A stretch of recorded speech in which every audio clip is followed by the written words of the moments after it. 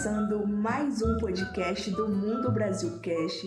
Hoje a gente está com a convidada Gislaine Pimentel, que é terapeuta. Bem-vinda, Gislaine. Obrigada, muito obrigada. Estou muito feliz, me sinto honrada por participar desse podcast. Muito feliz. Que bom. Bom, e para começar, a gente quer saber um pouquinho da sua história. Conta desde quando você veio para cá, o porquê que você veio para cá, para Bruxelas, o que te motivou a vir para Bruxelas. Quem é a Gislaine? Então, quando eu vim pra cá, eu tinha 12 anos de idade. Na verdade, eu vim pra morar com meu pai morava aqui. 12 anos, assim, na minha vida do Brasil, era aquela fase da minha adolescência onde sabia absolutamente nada, né? Se você perguntasse o que você quer, e, tipo, nada, só queria sair de lá, queria fazer algo novo e diferente. Surgiu a oportunidade de vir pra cá e morei o tempo todo com meu pai. Fiz os meus estudos aqui. E chegou um período da vida dele onde ele falou: filha, eu tô um pouco cansado desse lugar, porque aqui não é um lugar onde a gente, né, se reúne muito, família, a gente meio que paga esse preço. E ele falou: eu quero ir embora. E eu falei: tá, pai, então, pra mim não perder o ano letivo, eu vou agora início do ano, e o meu pai ia no meio do ano. E aí eu voltei pro Brasil, e eu fiquei um período de 10 meses no Brasil. Nesse período de 10 meses, primeiro namorinho, primeiro relacionamento, me apaixonei por um carinha, acabei engravidando. Com 17 anos de idade, sim. E aí, nesse período, meu pai voltou pro Brasil e falou assim: filha, eu não vou ficar aqui. Eu vou voltar. E o relacionamento não deu certo. E aí meu pai falou: você quer voltar comigo? Eu falei: pai, quero. E aí voltei. E sou grata a Deus pela vida dos meus pais, porque tive todo o apoio, assim. Voltei pra cá com meu pai cuidou de mim, me possibilitou voltar pra escola, continuar estudando. Né? Demais.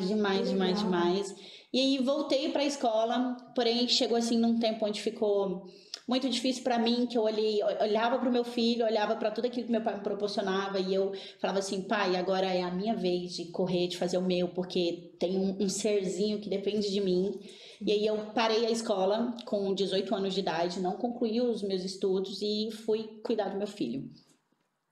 E de lá pra cá, casei, né? E tive os meus outros filhos. Sou mãe de 5 crianças. É o quê? De 5 crianças. Gente, não 5 crianças, tenho... da pessoa. 5 filhos. 5 filhos, 2 adolescentes, 3 que ainda estão no processo, assim. E nesse processo todo... Chegou um período da minha vida, mãe, correria, trabalho, casa, administrando tudo isso, e eu não conseguia me sentir realizada. Amo ser mãe, amo ser tudo isso, mas ainda me faltava alguma coisa. E eu falava: Senhor. E às vezes eu ficava muito triste, eu chorava e eu me questionava. Eu ia fazer inscrição na escola dos meus filhos. Poucas pessoas sabem disso, eu quase nunca compartilhei isso com ninguém, mas eu ia fazer inscrição na escola deles e aí chegava lá naquela parte onde perguntava profissão. E aquilo era como se desse um soco no meu estômago. E eu voltava pra casa muito mal. Não que eu tivesse essa exigência, alguém tivesse me cobrando, mas era interno, era meu, era onde eu não conseguia me realizar, porque o trabalho ele me dignifica e aquela área da minha vida me faltava. E aí, o meu último filho, o Noah, hoje ele tem 4 anos. Só que o Noah, eu falo que o Noah ele é o meu milagre. Foi um processo muito difícil. Quando eu descobri a gestação do Noah, eu não queria mais ter filho, eu já tinha 4, fiquei muito depressiva quando descobri minha 4ª gestação, porque quando eu descobri a 4ª gestação, o Heitor tinha alguns meses, ele tinha 4 meses, e eu descobri uma outra gestação e eu fiquei muito depressiva. Meu sonho de consumo era ter uma filha mulher, e foi a minha 4ª gestação, mas eu fiquei tava tão triste, estava num processo tão difícil que eu não consegui desfrutar daquele momento. E aí, quando a minha filha nasceu, eu fiquei um pouco traumatizada, porque foi um vacilo meu ter engravidado. E aí eu comecei a me cuidar para que não houvesse mais vacilo. E aí eu comecei, a voltar à vida novamente. Minha filha nasceu, comecei a me cuidar, sempre gostei de ir pra academia, de me cuidar, de me sentir bem. E aí comecei a me cuidar e, de repente, engravidei novamente. E aquilo foi um baque para mim, porque eu sabia que eu não estava vacilando de forma alguma e eu não entendia porque eu estava grávida. E nesse processo de descobrir essa gestação foi algo que mexeu muito comigo, e eu e meu esposo, na altura, a gente cogitou a não ter o Noah, a fazer um aborto. Chegamos aí num centro aqui em Forré, e chegou lá, a gente teve que passar por um terapeuta, pelo psicólogo, e ele explicou todos os processos de aborto, e eu muito desesperada com aquilo, porque ao mesmo tempo eu não queria aquela gestação, eu sempre tive muito temor a Deus. E eu sempre tive aquilo dentro de mim, que a única pessoa que pudesse ditar quem nasce ou quem não nasce é Deus, isso não me cabe. Mas eu fui muito certa do que eu queria fazer, porque só eu sabia o quanto já era difícil para mim, 4 crianças em casa, e a minha família toda em cima de mim, não faz isso, não faz isso. Eu falava para eles, eu não quero que vocês me julguem pelo que eu tô querendo fazer, mas que vocês entendam que eu tenho muitos motivos para fazer. E foi um período muito difícil. E eu tinha consciência, eu tinha assim na minha cabeça que quando ele me explicou os métodos, eu falei, para mim vai ser esse de acontecer em casa, porque a minha menstruação tá atrasada 1 semana, então se tiver muito, vou jogar em 1 mês de gestação. E ele, mas a gente precisa passar pelo médico. E no processo que a gente fez aquela ultrassom, o bebê tinha mais de 3 meses. Ele estava lá todo saltitante dentro de mim. Eu não conseguia compreender como aquele menino crescia dentro de mim. Eu tomava suplemento, eu pegava peso todos os dias. Eu fazia tudo. Tipo, eu tinha a minha rotina normal. Eu menstruava todos os dias. Não é um milagre, né? Não, é de Deus. Eu não sei. Deus falou, minha filha, 4 não é suficiente. Toma ali mais um. E aí...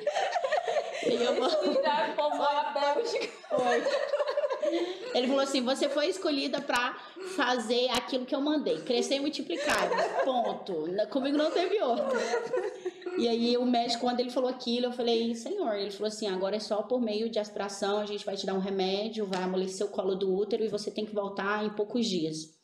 E eu voltei pra casa e eu sabia que eu não voltaria ele mais.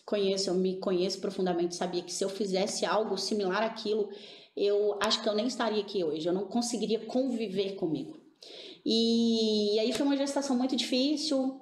Com 4 meses eu tive muito descolamento. Meu filho nasceu com 5 meses e meio. A minha bolsa rompeu em casa com 5 meses. Ele nasceu com 6 meses. 5 meses e meio minha bolsa rompeu. Eu fiquei 3 semanas internada, parecendo uma inválida no hospital, sem poder fazer absolutamente nada, para poder tentar segurar ele o mais tempo possível. Ligada em aparelhos, eles tiravam sangue o tempo todo para saber se ia precisar fazer transfusão de sangue, porque eu sangrava muito. E aí com 6 meses o Noah nasceu.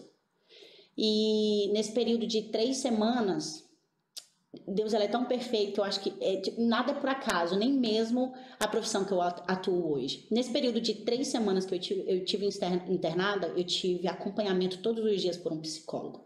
Todos os dias uma pessoa vinha para me ouvir e chorar junto comigo, e eu ali, e ela tentar me mostrar outra visão daquilo que eu não conseguia enxergar, ela me emprestar um óculos diferente, porque eu não conseguia enxergar mais daquela forma.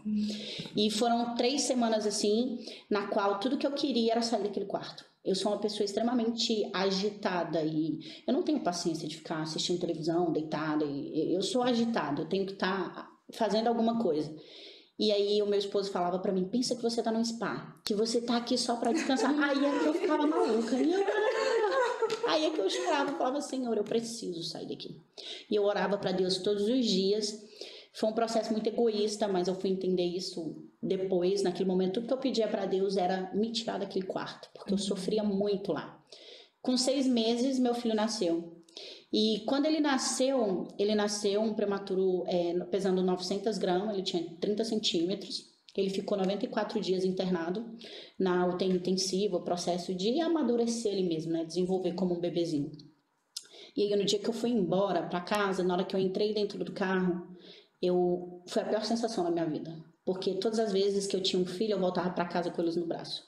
E dessa vez eu tava voltando sozinha. E aí eu entendi que por mais que eu tivesse saído do quarto, eu não saí do hospital. Eu tinha apenas trocado de quarto. Porque aquilo que Deus me viu que eu não conseguia mais era a vez do meu filho. E ele foi muito forte. E ele foi muito guerreiro. E hoje, quando eu olho para ele, o Noah, ele é a minha maior lição de vida. Porque todas as vezes que eu tô passando por uma situação que eu acho que eu não dou conta, eu olho para ele. Ele é o meu combustível, a força. A força que às vezes falta em mim, eu olho para ele e falo, não. Que lindo. E tipo, Deus foi tão maravilhoso na nossa vida que o Noah é perfeito. Sem sequelas. O Noah vai para a escola normal, o Noah é uma criança normal, que você olha para ele e fala assim, não, esse menino não é um prematuro. Os médicos falaram que ele precisava de um acompanhamento até 5 anos de idade, onde ele fazia fisioterapia. Quando ele nasceu, como ele nasceu muito novinho, ele tinha uma posição confortável para ele dentro do útero, e ele era assim. E ele não saía dessa posição, o pescoço dele não voltava, era um bebezinho assim, sem expressão, que às vezes eu ficava tão angustiada de eu não conseguir ver uma reação no meu filho, que eu falava, Senhor. E, tipo, foi 1 ano e meio assim, onde eu ia pro hospital 4 vezes na semana. Tinha dia que eu chegava lá muito bem, tinha dia que eu saía de lá só o caco e chorava igual uma criança. Eu falava, meu Deus, por que tudo isso? E eu não entendia o porquê de estar vivendo tudo aquilo. Porque a gente se questiona muito, né, o porquê e não o para quê de tudo aquilo. E com 1 ano e 2 meses a gente chegou no hospital. Nunca vou me esquecer dessa cena. A fisioterapeuta dele trabalhava muito com ele, e aí deixou ele começou a engatinhar, andar, ele já andava segurando nas coisas, e ele sempre foi muito espertinho. E aí ela fez uns exercícios com ele, e de repente ela levantou e começou a aplaudir. E ela começou a aplaudir, ela falou bem assim que ele era um milagre, que ela nunca tinha trabalhado com prematuro como Noah. E que o que ia durar 5 anos acabava aquele dia, porque eles não tinham mais nada para trabalhar com ele. Ele sempre foi muito desenvolvido. Sempre. O Noah, ele é perfeito. Dos meninos lá em casa, todo mundo adoece. O Noah não adoece. Ele é um casca grossa. Ele não adoece.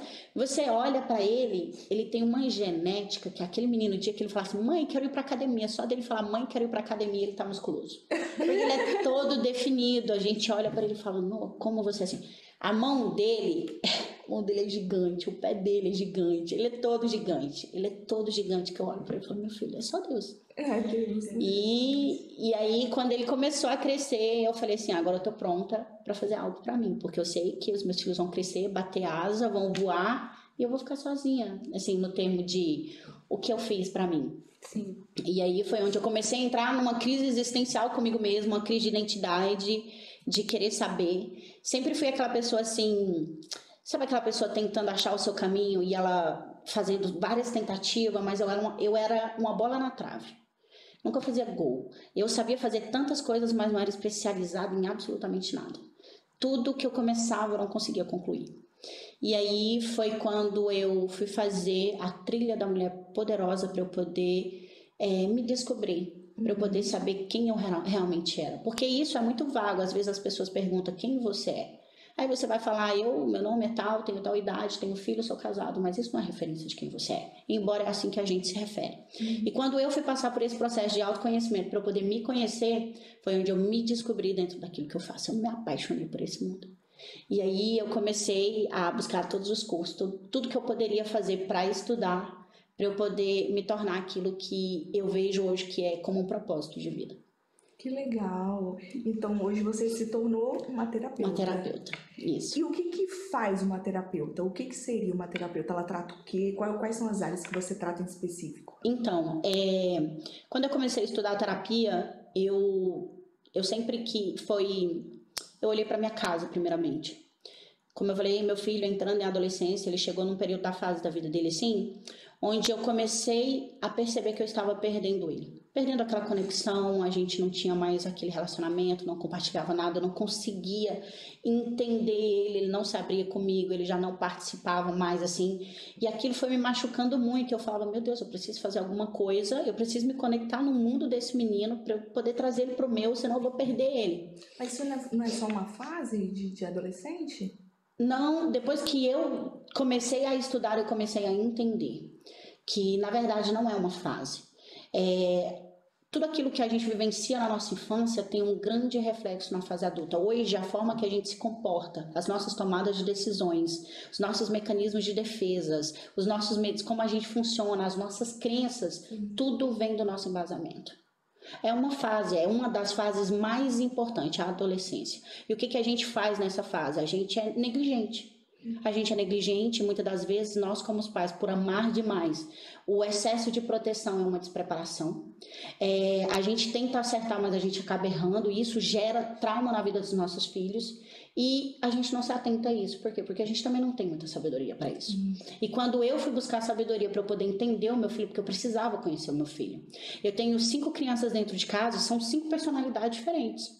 5, eu posso amar eles de todas as formas, mas a forma que eles recebem, isso é única. Isso é única. E chegou numa fase assim, os meus filhos, eles são apegados, beijo, mamãe, te amo, menos o mais velho. E eu não me sentia amada, eu queria me sentir amada por ele. Eu falava, e eu queria que ele me amasse daquela forma.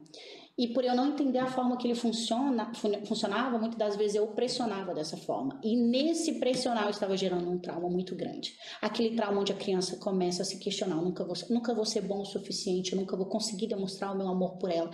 E quando eu comecei a entender isso, eu falei, eu não posso gerar isso no meu filho. Não posso gerar isso. E quando eu comecei a entender quem ele era, eu comecei a entender a forma que ele me amava. Ele não precisa falar, mãe, eu te amo. Ele vê a minha necessidade, ele fala, mãe, tô aqui para te ajudar. Essa é a forma que ele me ama. E quando eu comecei a entender a forma que ele me amava, foi assim, sensacional. Quando eu comecei a entender como o meu filho funcionava, a gente começou a ter um diálogo, a gente começou a ter um relacionamento, a gente começou a ter uma amizade, ele começou a dividir coisas comigo. Hoje, o melhor feedback da minha vida, de tudo que das pessoas que eu já atendi, de tudo que eu já tentei ajudar e fazer pelas pessoas, foi quando meu cunhado chegou para mim e falou para mim o quanto meu filho estava mudado. Nossa. O quanto ele estava sociável, o quanto ele estava se relacionando, o quanto ele estava aberto. E isso pra mim foi genial. E hoje a gente tem uma relação onde ele chega, fala pra mim, mãe, tô namorando. Filho. Mãe, ela vai vir aqui em casa. E eu, filho. E tipo, a gente conversa muito. Quando ele chegou nos 15 anos de idade, sentei com ele, expliquei, eu comecei a perceber que ele estava, né, sentindo curiosidade por algumas coisas, expliquei para ele, contei toda a minha história de vida. Muitas das vezes a gente tenta proteger os nossos filhos, não compartilhando isso, mas uma forma de fazer com que eles confiem na gente, é a gente se abrindo para eles. É eles sentindo que a gente também confia neles. E eu falei, filho, eu tive todas essas experiências, eu sei que você vai ter as suas, eu sei que você vai ter os seus erros, mas em outras coisas. Porque eu já estou te dando aqui que os meus erros não dão certo. Esses aqui não deram certo, eu passei por lá. Então aprenda com os meus. Eu sei que você vai errar, não tem como eu te poupar disso. Mas erra em outras coisas. Sim. Então, tipo, isso trouxe ele de volta para mim. E foi aí que eu falei, é isso que eu quero fazer. Então, quando eu comecei a estudar terapia, o meu maior objetivo era meu filho. Era entender, porque eu já tinha levado ele para psicólogos, para terapeuta, ele não conseguia se abrir. Aí ele faz futebol toda semana, e aí 2 vezes na semana, aí eu levo sempre ele pro futebol e busco, que ele sentava dentro do carro e eu falo, agora eu e você, a nossa terapia. E ele, ai mãe, isso de novo. E era todos os dias, assim. E foi algo assim que foi acontecendo tão natural, porque a terapia, ela é uma conversa. Era uma conversa onde você chega ali, você cria um ambiente de confiança, de conexão, onde a pessoa vai compartilhar com você muitas das vezes aquilo que ela não consegue se abrir e compartilhar para ninguém. Sim. Porque hoje a gente vive num mundo que é tão complicado que a gente precisa ter sabedoria para quem que a gente está abrindo e dando espaço para entrar no nosso coração. Sim. Muitas das vezes você vai falar de uma dor e a outra pessoa pode não ser dor para ela e ela não vai entender, muitas das vezes vai falar, ai, que frescura, nossa, ai, que exagero. E isso não é muito legal, sabe? Às vezes a pessoa tá ali, ela tá querendo um ombro, tá querendo ser ouvida, tá querendo ser entendida. Porque muitas das vezes o que é dor para mim pode não ser para você. E o que é dor para você pode não ser para mim. A gente precisa entender isso. Gislaine, só voltando nessa parte desse assunto de adolescentes. Eu sou mãe de adolescente, de 14 anos. Então, quando você está falando, eu tô me identificando muito. Porque quando, às vezes, ela fica muito fechada no mundinho dela e eu tento entender ela, só que ela não se abre e diz que eu não entendo. Certo? Pode ser que seja também o caso de muitas mães ou pais que estejam em casa, estejam nos assistindo, que não conseguem avançar a barreira, ou avançar, não sei, chegar ao ponto de entender o filho ou a filha adolescente. O que você aconselharia para esse pai, sei lá, ultrapassar essa barreira, quebrar, talvez, não sei se é a palavra certa, quebrar essa barreira para entender o seu filho adolescente? Porque no caso a minha fala muito que a gente não entende ela, mas vocês não me entendem, só que ela não se abre. Sim. Sabe o que eu aconselho? Aquilo que eu fiz. Eu busquei ajuda pra mim. Eu precisava de ajuda. Sabe por quê? Porque os nossos filhos, eles são criados por nós. A fase da infância e da adolescência é o embasamento e a preparação para a vida adulta. Então nós precisamos de ajuda. A gente, de fato, não consegue entender eles. E muitas das vezes, a forma que a gente cria os nossos filhos vem de ciclos repetitivos, vem de crenças, vem de traumas também. Porque Todos nós temos traumas. Sim. Todos nós. Então, o melhor caminho para você acessar o seu filho é começando por você. É começando a entender tudo isso. Porque quando eu cheguei e comecei a estudar, e que eu também comecei a fazer terapia, eu comecei a entender que tinha muita coisa em mim que precisava ser mudada. Muito comportamento meu que afastava ele de mim. Muito comportamento meu que a gente tenta implantar isso na vida dos nossos filhos, né? A gente vem de uma educação e a gente quer educar da mesma forma. Mas, hora nenhuma, a gente questiona se aquele método que foi usado com nós é o método correto. Sabe, no mundo que a gente vive hoje, tá tudo tão delicado, tá tudo tão sensível. Aquilo que eles não têm em casa encontra-se com muita facilidade fora. E eu sempre falei, eu quero ser o melhor amigo do meu filho. Chegou um período que eu não era a melhor amiga dele, que ele não podia contar as coisas pra mim, porque o nosso instinto maternal e tipo daquele de que é a educadora, quando o filho faz alguma coisa, tudo da gente é correção, castigo, bater, é assim que a gente se comporta, a gente veio disso. A minha irmã, ela me ligou esses dias e falou bem assim, nossa, a Aurora tá numa fase assim, eu sei que eu preciso melhorar, tudo sempre que eu vou corrigir com ela, é sempre gritando com ela, ou batendo nela, ou colocando ela de castigo. E a gente faz muito isso, muitas das vezes inconsciente. Nós, adultos, temos uma dificuldade em aprender, mas a gente exige que os nossos filhos aprendam e se comportem como gente grande. Sendo que eles são só criança. Sendo que eles são apenas criança. E aí eu falei pra ela, e aí foi onde ela se deu conta de que, na verdade, ela repetia um ciclo que veio da criação da minha mãe, porque nós fomos criados assim. E aquilo é apenas uma repetição de ciclo. Quando eu parei para analisar quantos comportamentos eu repetia do meu embasamento familiar, foi aí que eu entendi o quanto era importante. E eu comecei a buscar ajuda para mim, porque uma vez que eu mudo os meus comportamentos, automaticamente todo o resto vai mudar. A gente às vezes quer mudar o contexto familiar, o contexto da nossa casa, só que a gente quer que eles mudem. E menos a gente. Somos nós, primeira mudança nossa. Quando você muda, todo o resto vai mudar. Até essa conexão com a tua filha, até a forma de você... Talvez você não entenda ela mesmo. Talvez, de fato... Eu não entendia o meu filho. Eu não entendi. Eu só passei a entender quando eu fui buscar ajuda para poder me entender. E aí eu comecei a entender ele. E foi, assim... E foi maravilhoso, tanto para ele quanto para mim. Porque hoje a gente vive uma relação, assim, extraordinária. Extraordinária mesmo. Ele tem 15 anos de idade. E aí o meu filho de 12 anos... Ele tá entrando nessa fase. Aí, semana passada eu olhei pra ele e falei, agora é sua vez. Eu e você. Já começa a terapia do Eu falei, agora é a gente. É eu e você. E cada um deles funciona de uma forma. Cada um. Já o sistema de 12 anos, não é que ele é afastado, não é... Ele é extremamente carinhoso, beijo, mamãe te ama. Mas ele é muito... estressado, muito nervoso, ele responde tudo a grito, ele quer tudo resolver, acha que tudo é resolver na hora, indo pra cima em agressão. Eu falei, agora é nós, eu e você. Então, eu acho que é importante que você busque ajuda, assim, pra poder entender tudo isso. E Gislaine, fora, assim, família, você faz um trabalho específico, por exemplo, com casais? Então, quando isso também está dentro do que eu trabalho, do que eu quero trabalhar, acho extremamente importante, assim, uma das áreas que eu mais gosto, que é relacionamento, e também, né, das doenças emocionais, que é as doenças do século XXI, que vem tomando conta hoje da nossa sociedade, depressão, ansiedade, tudo isso está dentro daquilo que eu abranjo muito.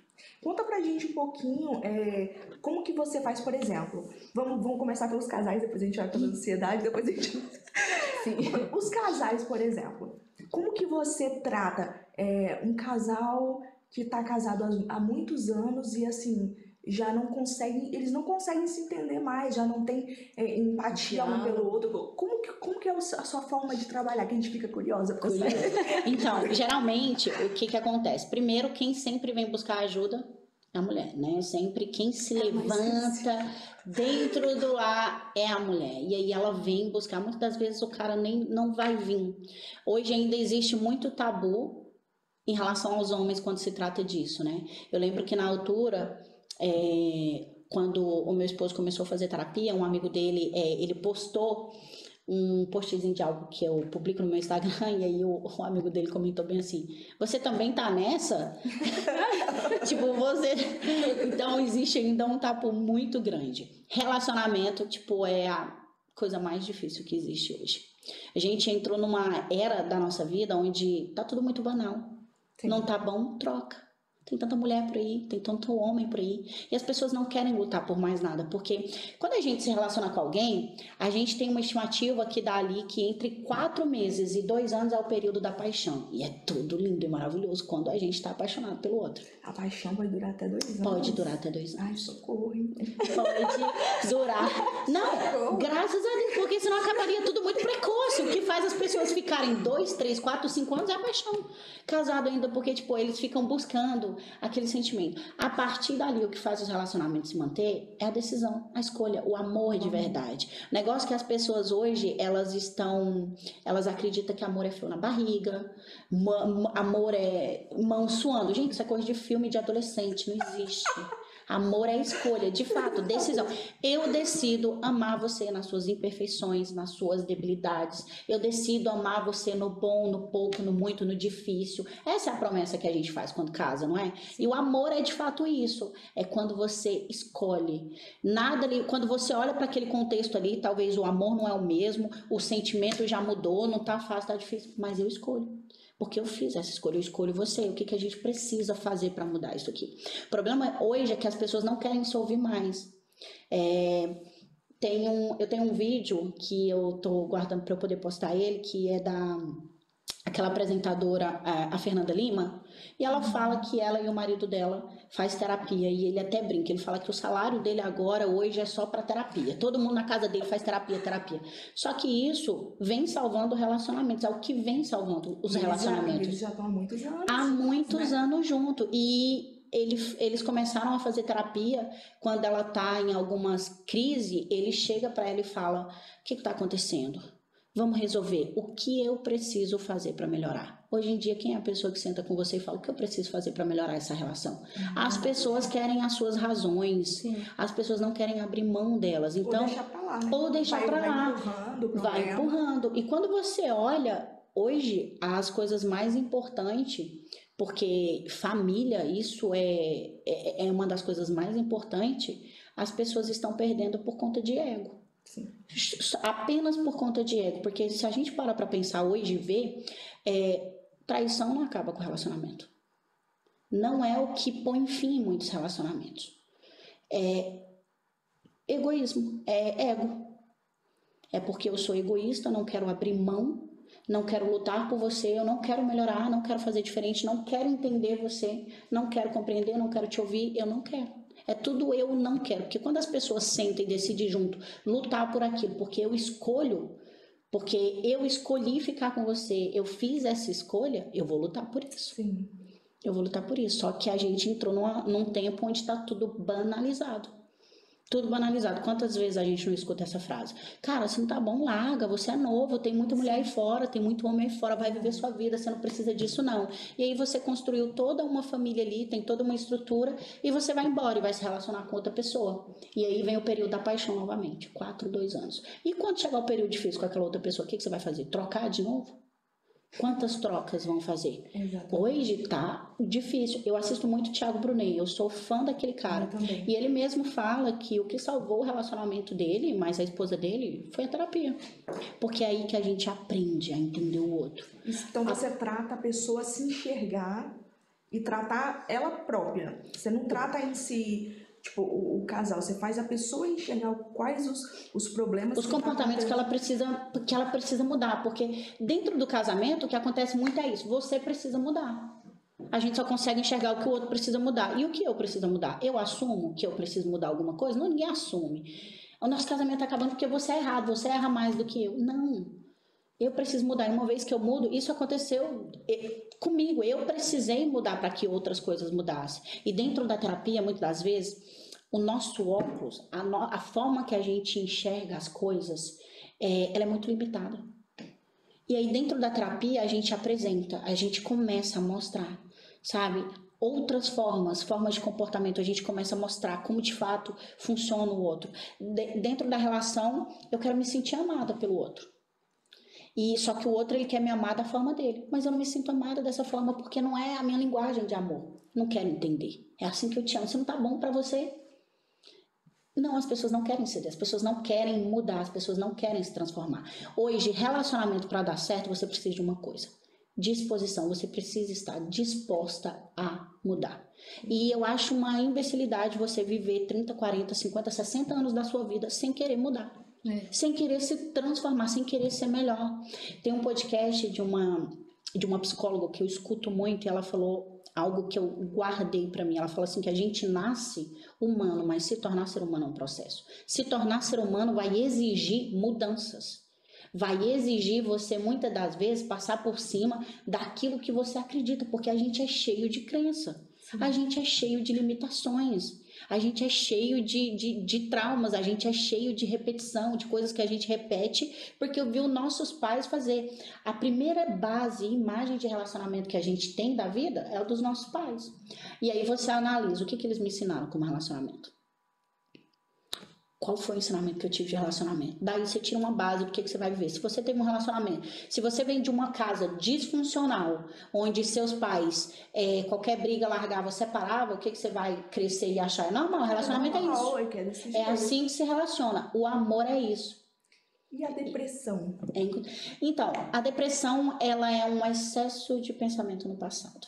Porque hoje o que tem de... É depressão. O que tem de gente deprimida? Muito. E muitas das vezes ainda chegam assim, numa fase onde as pessoas confundem tristeza com depressão. Tristeza é aquele sentimento que vem e vai, que a gente consegue lidar com aquilo, um momento, resolver aquilo. Agora a depressão não, é aquela tristeza profunda, onde a pessoa vai perdendo prazer pelas coisas que ela gostava de fazer. Onde a pessoa vive aquela cobrança excessiva dentro dela, onde a pessoa não consegue ter empatia, sabe? Onde a pessoa começa a sofrer pelo que os outros pensam a respeito dela. E aquilo começa a limitar ela, a paralisar ela. Daqui a pouco ela não consegue sair de casa, ela não quer se relacionar com pessoas. Então, sofre muito pelo que ela acredita. A depressão não é apenas você lidando com seus problemas reais, é você lidando com os irreais. Aquilo que você... Imagina, sabe? É igual a ansiedade. A ansiedade você sofre pelos problemas irreais. Muita coisa que você fica imaginando. Na terapia, a gente ensina as pessoas a questionarem os próprios pensamentos. Você já parou para prestar atenção que muito do que a gente faz é em cima do que a gente acha? Sim. Não é em cima do que é do que eu acho. A gente vive de achismo. Eu tô agindo assim porque eu acho. Já aconteceu de você estar num ambiente e de você ver alguém te olhando e aí você chega em casa revoltada, tava falando de mim, tava falando, já passa 1 milhão de coisas na cabeça da gente, a gente começa a ver, isso gera uma ansiedade muito grande, porque a gente vive de achismo, de pensamentos acelerados o tempo todo, isso que a gente não consegue controlar. Uma pessoa com depressão, Gisele, ela consegue sair sozinha, suponhamos que seja uma pessoa que esteja, que não tem acesso à saúde, acesso a um terapeuta, um psicólogo, e aí ela está numa comunidade bem isolada, mas está com depressão. Ela consegue sozinha sair desse estado ou tende a piorar cada vez mais? Não sai sozinha, tende a piorar. A gente, muitas das pessoas que entram no estágio de depressão, até elas entenderem que aquilo é depressão, porque leva muito tempo de você entender, porque você ainda passa por auto-julgamentos. Você sofre muito julgamento. As pessoas que estão ao seu lado, as pessoas que amam você, que se importam, que por vezes deveria entender que você está passando, que você não está enxergar aquilo, são as que vai mais te criticar. Eu lembro que antigamente essas coisas de depressão não existiam, isso era preguiça, falta do que fazer, vai lavar uma louça, vai não sei o quê. Só que hoje não tá muito diferente. Hoje as pessoas só detectam como depressão se alguém tiver a ponto de se suicidar. Se ele vê aquela pessoa em uma festa, ou indo no cinema, ou socializando, ele não tá com depressão. E é isso que vai matando as pessoas. Muitas das vezes tem pessoas sofrendo com depressão que tá rodeado em um grupo de pessoas. Mas esse é o caminho, cada dia vai piorando. Elas estão ali porque elas estão tentando não ceder para o que elas estão sentindo. Mas sozinha é muito difícil.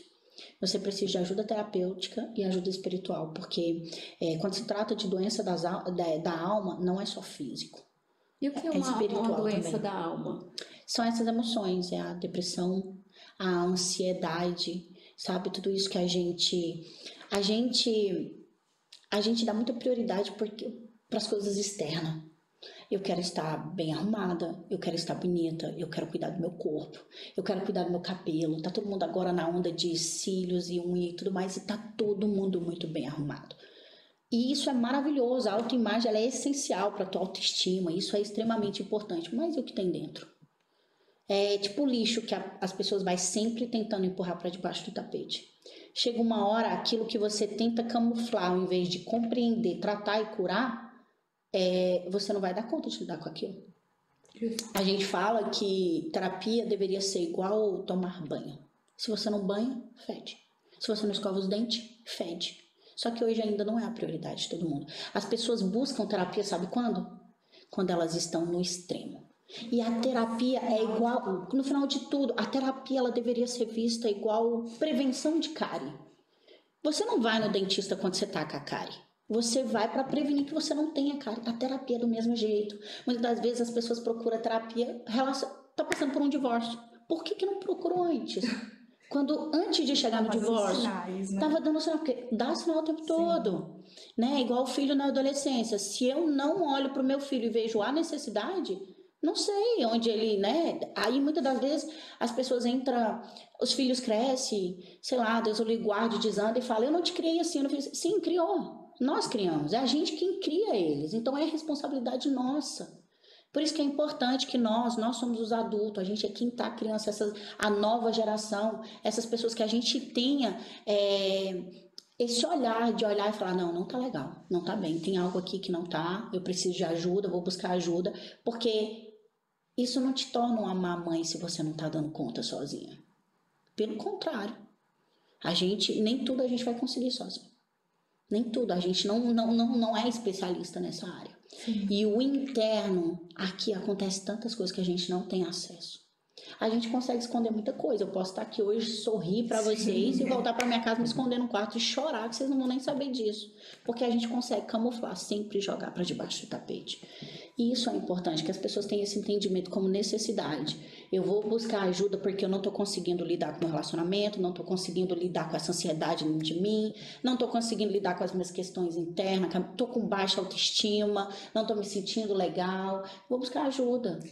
Foi bom você ter tocado nesse assunto e a gente, para finalizar que a nossa conversa, a gente vai se empolgando e a gente vai... Muito, gente! Mas para finalizar, você já fala um pouquinho da autoestima, que eu acho que isso é um problema também seríssimo que a gente encontra. E eu vou te falar, principalmente na juventude, na adolescente. Eu vejo que, gente, na minha adolescência, eu não tava nem aí pra muita coisa, né? Eu tava preocupada em me divertir. E hoje você vê umas meninas, eu vejo aqui, por exemplo, na Europa, você encontra umas meninas de 12, 13 anos que elas estão com cara de mulheres. Que elas estão com cara de mulheres. Então, tipo assim, o que você... quando a pessoa tá com baixa autoestima... Isso porque eu acho que se uma geração tá desse jeito, uma pessoa que não está no nível que é estipulado, ela fica com baixa autoestima. E o que você faz como terapeuta para estar ajudando esses jovens ou qualquer tipo de pessoa que esteja com baixa autoestima? O segredo para mim é autoconhecimento. O negócio que a autoestima ela vai além daquilo que você vê no espelho. Por muitas das vezes a gente olha no espelho e acha que se você arrumar os seus dentes, tiver com o cabelo ok, o corpo legal, sua autoestima vai melhorar. Não melhora, porque é interno. Então você precisa se conhecer. E as pessoas não se conhecem. Você precisa entender, ter empatia, aprender a dizer muitos não, parar de ficar preocupado com as críticas que fazem a teu respeito, que aquilo não é verdade sobre você. Então, enquanto você não conhece, você se mutila muito e a sua autoestima ela vai só descendo. E quando você descobre, e quando você se descobre aí que você tem a sua autoestima bem aflorada, isso te dá tanta força para você fazer tantas coisas, isso te dá isso é um combustível. Só que a autoestima é mais interno do que externo. As pessoas precisam se autoconhecer para entender tudo isso. Porque a nossa baixa autoestima vem também da comparação. Hoje em dia as pessoas olham todo mundo na internet e começam a se sentir mal. Por quê? Porque não tem aquele corpo, não tem aquele padrão. E isso também. Mas eu preciso me conhecer, parar de me comparar. Preciso ter empatia, conhecer as minhas qualidades e defeitos. Saber que eu tenho defeito e tá tudo bem. E tá tudo bem, todo mundo tem, saber que eu não sou perfeita. Isso faz você melhorar a tua autoestima. Praticar atividade física, isso é um dos remédios naturais mais maravilhosos. Às vezes eu falo, hoje eu me sinto bem, né? Eu tenho 5 filhos, tenho um físico legal, mas o mais importante para mim não é o físico. O físico é o a mais que veio. Isso aqui foi um bônus. Tudo que eu consigo construir, aquilo lá é minha terapia diária, porque no processo da atividade você faz liberação de hormônio, ali você desenvolve a autoestima, a tua autoconfiança. Hoje as pessoas querem ter autoestima, mas não confiam nelas. Elas querem ter autoestima, mas se eu falar que você tá feia, eu vou voltar pra casa. Meu Deus, aquela pessoa volta pra casa, ela vai ficar se olhando no espelho, ela começa a achar defeito nela, preciso mudar isso, já começa a ficar obsessiva, porque falou que eu tô gorda, eu olho pra mim, eu me sinto gorda. Então, tipo assim, as pessoas não têm a própria identidade, não sabem quem elas são. E aí é onde a gente sofre muito com a questão da baixa autoestima. Eu falo porque eu sempre me cuidei, e eu nunca tive autoestima. Até o dia que eu descobri que era interna. Que eu podia me belezar de todas as formas. Eu ainda não tinha autoestima. Não tinha, não me conhecia. Não me aceitava. Vivia de comparação, não me entendia. Se preocupava com o que os outros achavam, pensava. Isso detona a autoestima do ser humano. Mas, por exemplo, em casos de mulheres que são casadas e que é como uma flor, eu vou colocar essa analogia, a mulher sendo uma flor e o esposo só lança palavras negativas para ela. Você não se arruma, você não faz comida que presta, você não arruma a casa, você diz... E ela vai murchando, e ela começa a se sentir tão feia, tão inútil, que ela já realmente não tem mais aquele gosto de se arrumar, por mais que ela, às vezes que ela até tente, mas ela já não se enxerga, e de fato ela começa realmente a se tornar, vamos dizer, desarrumada. Desarrumada. Exatamente. Acontece muito, mas é aí que está o segredo da coisa. Nós funcionamos, muitas das vezes, a maioria das vezes a gente age emocionalmente, não é racionalmente. E nós mulheres, a gente quer ser amada, a gente quer ser cuidada, a gente quer ser entendida. Só que a gente está esperando o outro fazer isso. A gente não faz por nós. Aí a gente quer cobrar algo de alguém quando a gente não dá por nós. Eu quero ser elogiada, mas eu nem me cuido, nem eu me elogio. Eu quero que ele me ame e me respeite, mas eu não me respeito. Então, antes da gente cobrar qualquer sentimento do outro, nós precisamos dar. Nós precisamos dar, porque uma vez que você dá aquilo para você, você não aceita menos que aquilo. Quando você dá para você o autocuidado, se alguém falar para você que você tá feia, o que você vai fazer com essa pessoa? O Thiago Brunelli usa uma analogia maravilhosa sobre isso. Ele fala sobre o processo de transformação do lagarto e da borboleta. Ele é um lagarto e ali ele está naquele processo onde ele está de baixa autoestima, ele é feio e tudo mais. E aí se alguém chega e fala para ele que ele é feio, acabou. Ele vai deixar aquela pessoa doente, depressiva, cada dia que passa ele vai se afundar mais e tudo mais. Só que quando aquela pessoa passa pelo processo de autoconhecimento, que ela se desenvolve, que ela entende quem ela é, que ela trabalha, que ela se transforma em borboleta, pode chegar qualquer ser humano te chamar de feia. Ela vai olhar para você e falar bem assim, sua invejosa. Ela sabe quem ela é. Ela sabe quem ela é. O problema é que hoje a gente está buscando em pessoas aquilo que a gente não dá para nós. A gente está buscando isso. Primeiro a gente dá e depois a gente cobra do outro. Excelente. Gente, eu já quero começar a terapia. Bora todo mundo pra terapia. Se vocês não escovou os dentes nem tomou banho, tá na hora. Gente, apaixonada pelo seu trabalho. Eu parabéns. também sou muito apaixonada por Parabéns, isso. porque quando você fala, já anima a gente, já, Sim, né? exatamente. Já Sabe o que é bom? Pensamento, É porque eu acredito assim que... Porque tem muitas pessoas hoje que associam todas essas doenças da alma falando que é falta de Deus. E eu creio que Deus ele é tão perfeito. Cada dia que passa, ele tem capacitado e levantado mais pessoas nessa área. Porque sabe o quão transformador é. Porque dentro da terapia, psicoterapia, a gente aprende maneiras construtivas de lidar com pessoas, lidar com estresse, de lidar e criar os nossos filhos, de restaurar relacionamentos. Então, é sensacional, é maravilhoso. É possível, a gente se transforma e a gente precisa se transformar. A gente precisa se transformar todos os dias para se tornar um ser humano melhor. Sim. Nossa, Gislaine, olha, muito obrigada. Fala pro pessoal, o pessoal te acha como? Nas redes sociais? Então, a minha rede social tá lá, Gislaine Pimentel. Se você ainda não conhece a minha página, vai lá conhecer, tem muita informação. Eu tô sempre falando algo lá. E tem também o meu link com o meu número de WhatsApp. Se você quiser um pouco mais detalhado, é só me chamar também.